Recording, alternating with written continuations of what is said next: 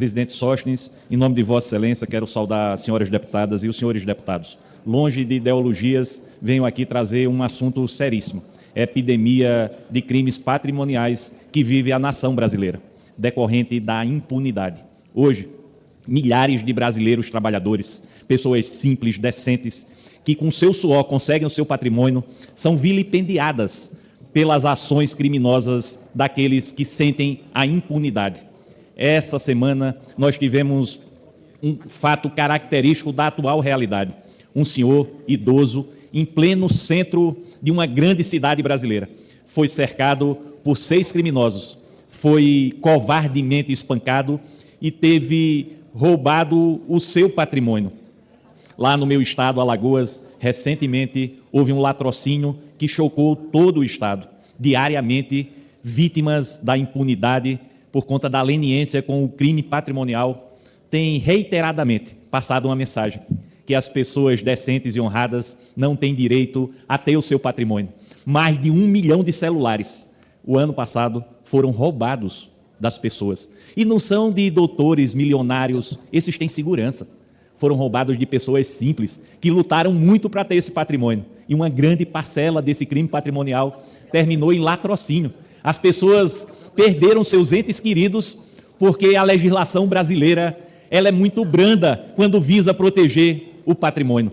Aqui esse discurso de que aumentar a pena de crime de furto e de roubo só atinge a pobreza, quem tem sido atingido diariamente pela prática de crimes violentos é a grande parcela da população pobre que vive sem segurança. O Brasil, ele olha para o seu povo e passa a cada dia uma mensagem. Porque você é simples e mora na periferia, não tem direito à segurança. Porque você é uma doméstica ou que você é um trabalhador simples, não pode ter respaldado pela legislação brasileira o seu direito de ter um patrimônio. Por isso, eu quero parabenizar inicialmente a iniciativa do deputado Kim Kataguiri. Ele, de forma muito feliz, está trazendo para o ordenamento jurídico um reforço nas penas dos crimes patrimoniais. Quem é contra nesse país a incrementar a pena de latrocínio? O elemento não satisfeito em retirar o patrimônio, ainda de forma covarde, mata um ser humano.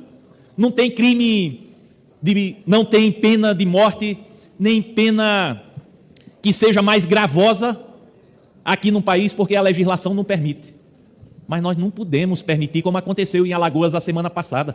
O elemento tinha cometido um roubo, foi solto e em 3 horas cometeu um latrocínio, matando um educador físico de frente a um clube que ele foi levar o filho para praticar esportes. Hoje, a população brasileira, das grandes e das pequenas cidades, estão amedrontadas. Um policial, quando pega um autor de furto, ele permanece na delegacia mais tempo do que o autor do furto, porque a legislação diz que ele não fica preso, ele sai imediatamente. Isso é um estímulo à prática de novos crimes. Por isso, com essa ideia legislativa do deputado Kim, de forma muito responsável, nós fizemos um relatório, fazendo uma dosimetria da pena mínima e da pena máxima. Quero ressaltar que disse o deputado Helder Salomão, dizendo que foram equiparadas as penas de morte com as penas patrimoniais. Não, deputado, isso não é a realidade desse relatório. Nós sabemos a gravidade do que é crime de morte e defendemos até que haja uma punição mais severa. Mas aqui agimos com a dosimetria adequada. Agimos com a coerência, levando tipos penais a uma reprimenda adequada ao anseio da sociedade. A deputada Thalita também veio à tribuna e disse algo que eu preciso esclarecer. Esse parecer subiu há quase 1 mês. Não houve a contribuição de nenhum deputado da esquerda. Nenhum deputado nos procurou para melhorar e adequar essas penas. Eles são contra, porque são contra na natureza e origem das penas. Mas eu pergunto, deputada Thalita, eu ofertei aqui um primeiro parecer fazendo uma demonstração de conciliação com a esquerda, colocando aqui o furto famélico como excludente de crime. E fui conversar com a esquerda, e a esquerda refutou essa possibilidade. Portanto, quando é ferro ferindo os interesses da esquerda, o que nós vemos, e agora há pouco estamos vivenciando isso, é que os crimes têm que ser repudiados com penas altíssimas. Mas quando é para fazer discurso ideológico, que está totalmente sem origem na dosimetria e na ponderação das penas, a esquerda se torna contra por ser contra. O Brasil, como eu disse, está vivendo uma epidemia de crimes patrimoniais. Quase 400 mil veículos foram roubados ou furtados o ano passado. Pessoas perderam patrimônio por criminosos que usam disso para traficar drogas e comprar armas.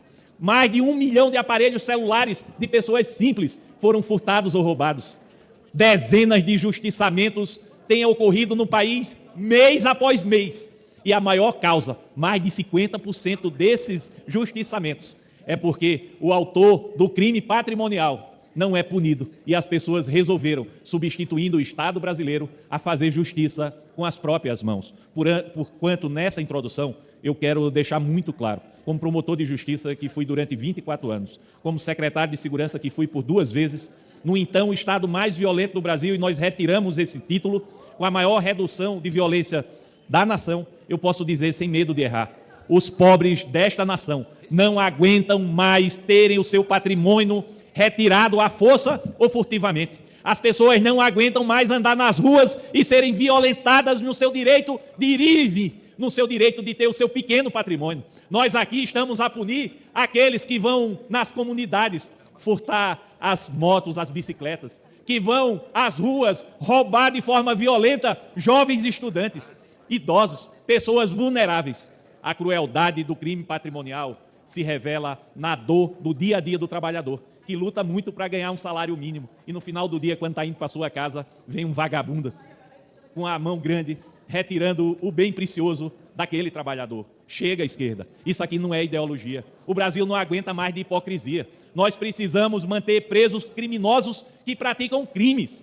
Pouco importa se é rico ou pobre. Pouco importa se é da direita ou da esquerda. Pouco importa a ideologia. As pessoas querem tolerância zero em crimes que causam impunidade. Portanto, mais uma vez, quero dizer que esse parecer estava há 28 dias no sistema e o único deputado da esquerda não esteve aqui para aprimorar, para discutir penas, para discutir alternativas. E esse movimento de conciliação foi feito. Esse movimento de discussão e busca do entendimento foi feito. O Brasil não aguenta o não pelo não. A impunidade tem que ter um fim. A impunidade não pode ser a mola mestra da segurança pública do que vivenciamos hoje.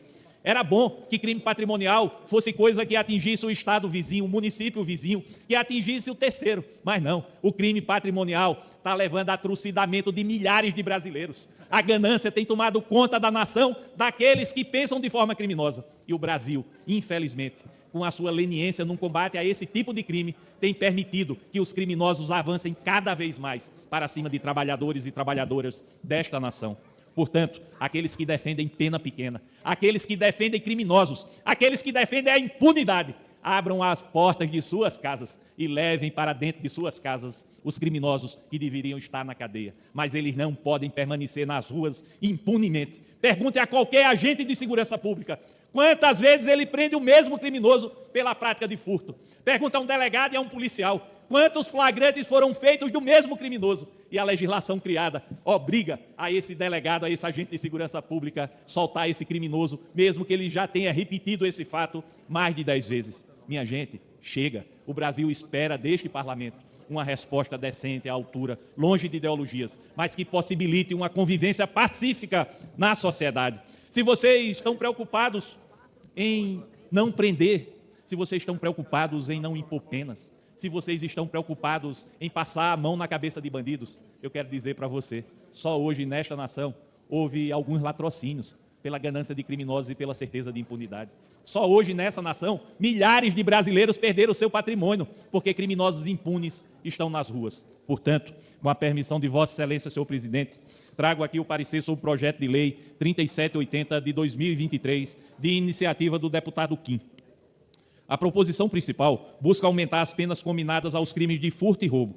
O autor justifica a sua pretensão, sustentando que as penas atuais, e isso é uma grande verdade, não são suficientes para coibir a ação criminosa, o que gera na sociedade uma sensação de impunidade e um estímulo aos autores desses delitos. A proposição foi distribuída para análise e parecer da CCJ, mérito e artigo 54 do Regimento Interno da Câmara dos Deputados, sujeita à apreciação do plenário. Foi aprovado o requerimento de urgência em 29 de agosto de 2023, estando a matéria pronta para apreciação em plenário. Voto do relator. Sobre o prisma da constitucionalidade, a proposição não contém vícios, tendo sido observadas as disposições constitucionais pertinentes à competência da União para legislar sobre a matéria, sendo legítima a iniciativa e adequada à elaboração da lei ordinária. No tocante à constitucionalidade material, não se vislumbram também quaisquer discrepâncias entre ela e a Constituição Federal. Em relação à juridicidade, a proposição está em conformação ao direito, porquanto não viola normas e princípios do ordenamento jurídico vigente, não apresentando vícios da inovação, efetividade, coercitividade e generalidade. Quanto à técnica legislativa empregada, verificamos que está de acordo com os ditames da Lei Complementar 95 de 1998. No que diz respeito ao mérito do projeto, entendemos que ele promove o aperfeiçoamento da nossa legislação e do nosso sistema penal, enfrentando de forma mais efetiva a ação criminosa. Nesse ponto, a proposta revela-se necessária e urgente, como bem pontuou o ilustre proponente. Só alguns dados. Os registros de roubo e furto de celular totalizaram mais de 1 milhão o ano passado em todo o país. Olha, ao menos 2.737 aparelhos foram, em média, subtraídos por dia no Brasil. Isto representa um crescimento de mais de 16% em relação aos crimes patrimoniais do ano anterior. Como modus operandi, os criminosos fazem uso da violência, da ameaça à violência, como característica majoritária para a subtração desses equipamentos. Em 2022, mais de 370 mil veículos foram roubados ou furtados no Brasil, aumento de 8% em relação ao ano anterior. Vale ressaltar que no estado de São Paulo, todos os índices referentes a roubos e furtos aumentaram de 2021 para 2022, assim como no nosso país.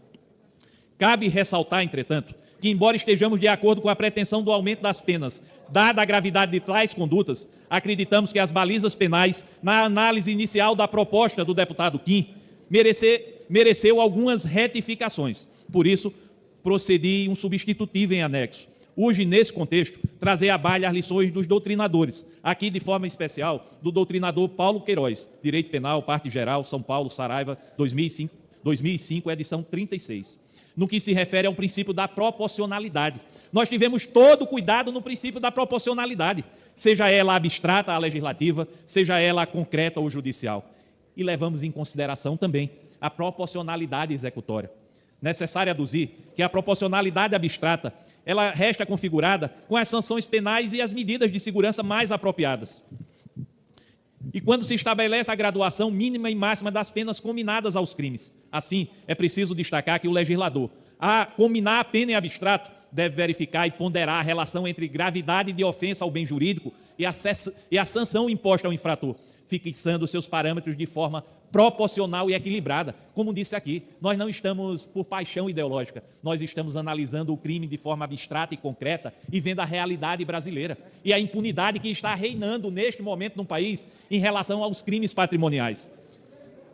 Dessa maneira, após a acurada análise do PL em destaque, entendemos mais adequado fixar a pena de reclusão de 2 a 6 anos para o crime de furto, bem como a reclusão de 6 a 10 anos para o crime de roubo. Em face disso, promovemos as necessárias adequações, promovendo a proporcionalidade e a harmonia do sistema penal.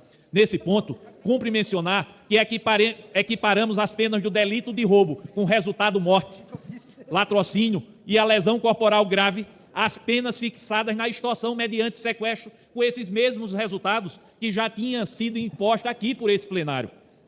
Houve também a necessidade de majorar as penas de receptação e receptação de animais domésticos, com o objetivo de torná-las proporcionais. Inserimos também no artigo 180b do Código Penal um tipo autônomo diante do grande clamor da sociedade brasileira, a receptação de animais domésticos. Nesse cenário, decidimos também estabelecer penas maiores para crimes de furto e roubo de cabos e equipamentos que possam prejudicar os serviços essenciais.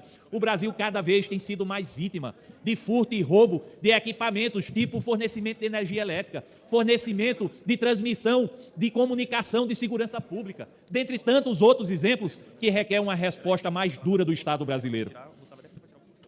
Finalizando, acolhemos uma sugestão, sem aumentar penas, para inclusão com mais rigor, no roubo de dispositivo eletrônico portátil, tendo em vista o aumento expressivo dessas ações.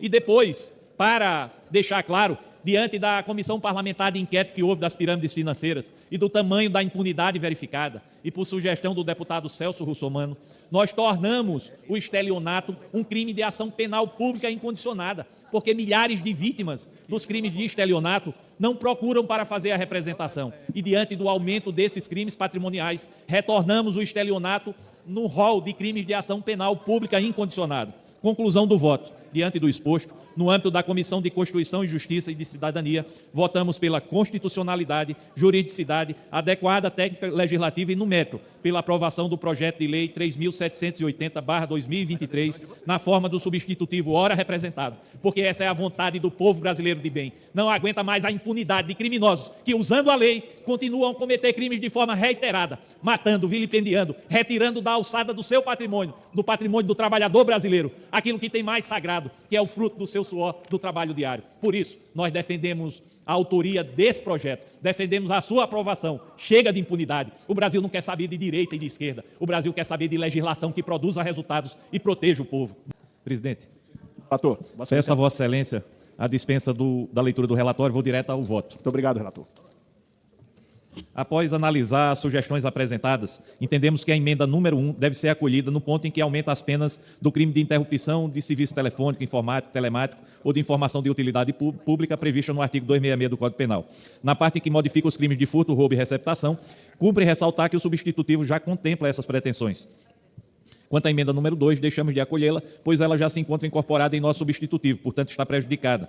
No que se refere à emenda número 3, incorporamos em nosso substitutivo a modificação pretendida, a fim de combater a conduta descrita, pois ela facilita a prática de atos criminosos e pode conduzir à lavagem de dinheiro. Assim, acolhemos a emenda em questão com alguns ajustes de redação. A emenda número 4, por não guardar pertinência com a matéria aqui tratada, deve ser rejeitada. E, por fim, a emenda número 5 já se encontra contemplada pelo substitutivo, motivo pelo qual ela está prejudicada. Conclusão do voto. Ante o exposto, no âmbito da Comissão de Constituição e Justiça e de Cidadania, somos pela constitucionalidade, juridicidade e adequada técnica legislativa de todas as emendas de plenário com apoiamento regimental. E, no mérito, pela aprovação de emenda de plenário número 1 e da emenda de plenário número 3, na forma da subemenda substitutiva global em anexo, e pela rejeição das emendas de plenário número 2, 4 e 5.